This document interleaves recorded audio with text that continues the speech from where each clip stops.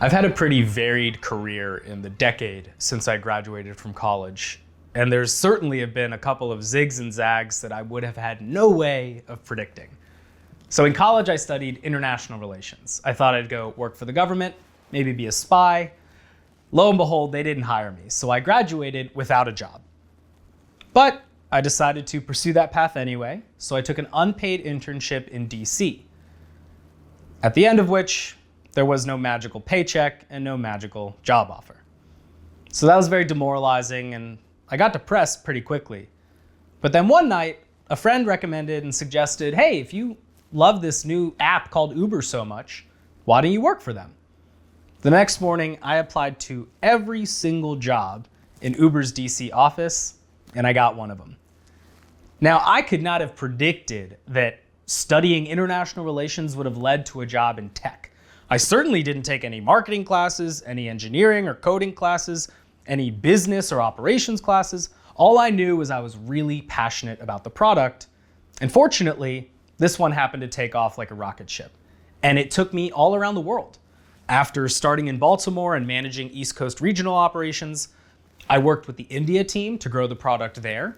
And my last job actually had me living and working in Mexico City, managing a portion of the marketing dedicated to the entire Latin America region. Now, I could have easily stayed in tech, but I was ready for another diverse experience because at this point, this was when I started kind of thinking about my career in the same way that I coach clients.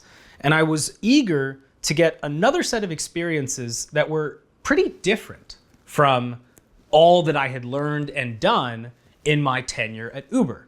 And so I actually wound up applying to law school. I went to UCLA, I graduated, and then I took a job at a law firm in New York City that specialized in offering services to startups and their investors.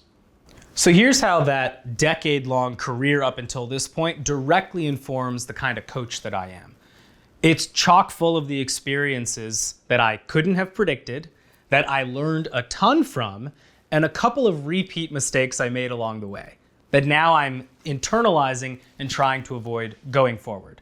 But that type of varied career path is exactly the kind of thing that I'm going to encourage with any of the clients that choose to work with me as their career coach. I think that one of the surest ways to feel good about these early pre-professional and young professional experiences is to contextualize them around the critical question of, what am I going to learn from this job that's going to help me get a next job that I like even more than this one?